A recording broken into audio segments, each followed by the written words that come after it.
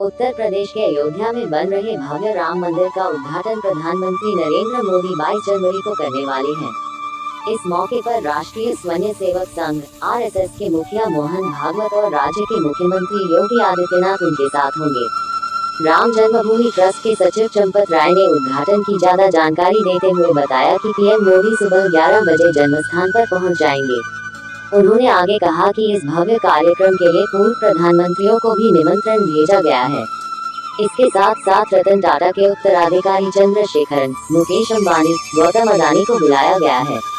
Film जगत की अगर बात की जाए तो अमिताभ बच्चन, गुरुदास मान, माधुरी दीक्षित, रजनीकांत, मधुर भंडारकर और प्रसून जोशी को भी निमंत्रण गया है। वहीं इसरो अहमदाबाद के डायरेक्टर नीरज देसाई को भी बुलाया गया है। रामायण सीरियल के अरुण गोविल और महाभारत के कृष्ण भारद्वाज को भी आमंत्रण गया है। चंपत राय ने कहा कि आम श्रद्धालु 23 जनवरी से श्री राम के दर्शन कर सकेंगे। प्राण प्रतिष्ठा का कार्यक्रम 22 जनवरी की दोपहर 12 बजे के बाद पूरा हो जाएगा।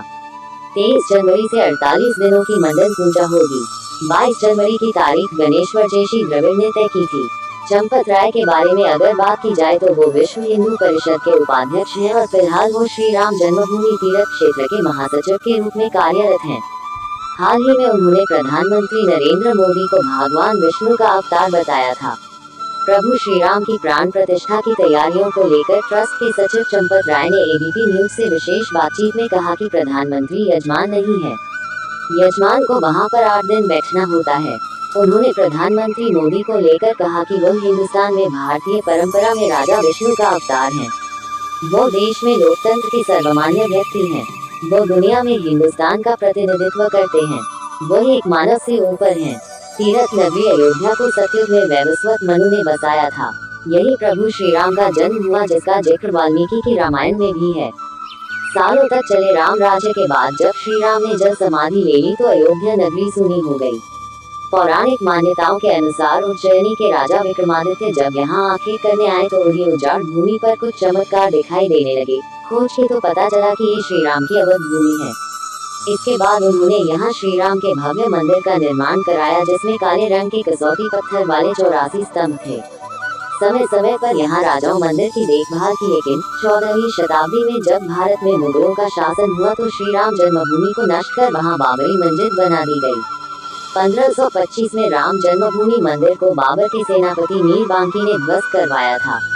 बाबरी मस्जिद की 3 गुंबद थी, जिसके बाहरी हिस्से में एक चबूतरे में श्री राम के बाल स्वरूप की पूजा होती थी। इसे राम चबूतरा कहते थे, लेकिन 1949 में बाबरी मस्जिद के मुख्य गुंबद के ठीक नीचे वही मूर्ति निकली जो सदियों से राम चबूतरे पर विराजमान थी। बाबरी मस्जिद और राम जन्मभूमि मंदिर पर सालों चले विवाद के बाद आखिरकार श्री राम की अपनी जन्मस्थली पर प्राण प्रतिष्ठा हो रही है। राम मंदिर के लिए कुल 67 एकड़ जमीन है, जिसे 2 एकड़ में मंदिर बन रहा है। पहले मंदिर के मुख्य शिखर की ऊंचाई 128 फीट थी। अब यह 161 फीट होगी। 3 की जगह 5 गुंबद और एक मुख्य शिखर होगा। बाबरी मस्जिद की 3 गुंबद थी, जिसके बाहरी हिस्से में एक चबूतरे में श्री राम के बाल स्वरूप की पूजा होती थी। इसे राम चबूतरा कहते थे, लेकिन 1949 में बाबरी मस्जिद के मुख्य गुंबद के ठीक नीचे वही मूर्ति निकली जो सदियों से राम चबूतरे पर विराजमान थी। बाबरी मस्जिद और राम जन्मभूमि मंदिर पर सालों चले विवाद के बाद आखिरकार श्री राम की अपनी जन्मस्थली पर प्राण प्रतिष्ठा हो रही है।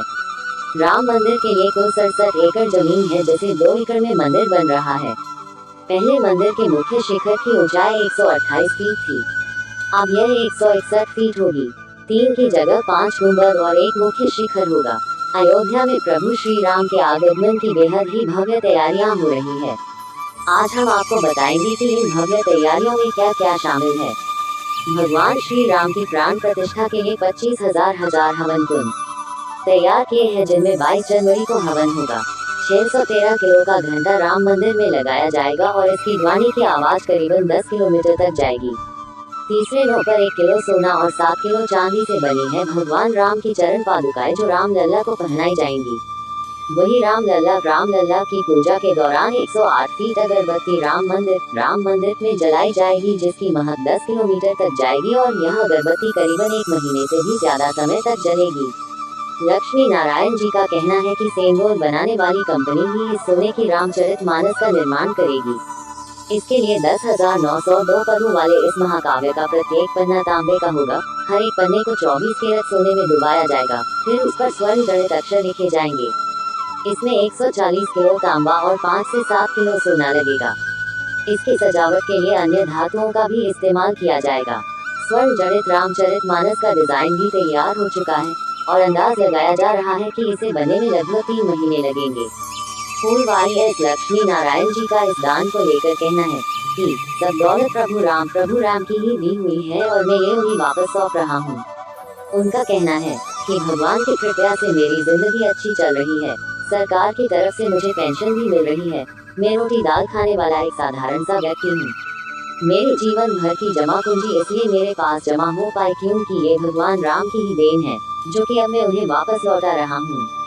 अगर यह विवाद न हुआ होता तो शायद आज हम राम मंदिर को नहीं देख पाते।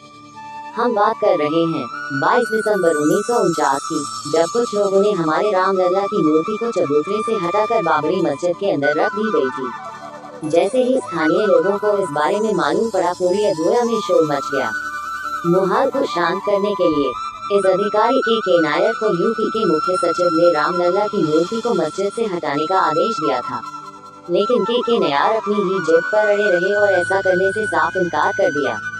इसके बाद यूपी के मुख्यमंत्री गोविंद पंत ने प्रधानमंत्री का डर दिखाते हुए के नायर को रामलला की मूर्ति हटाने के लिए कहा, लेकिन के नायर ने नेहरू जी के डर को कतराते हुए साफ इनकार कर दिया। तभी उन्होंने अपने खुद के इस्तीफे को जारी करते हुए सरकार को सलाह दी कि राम मंदिर के मामले को केवल अदालत के निर्णय लेकर ही सुलझाया जा सकता है। के नायर जी की इस सलाह से ही राम मंदिर का पूरा मुद्दा अदालत में गया और साल 2019 में अदालत ने राम मंदिर निर्माण का फैसला सुनाया।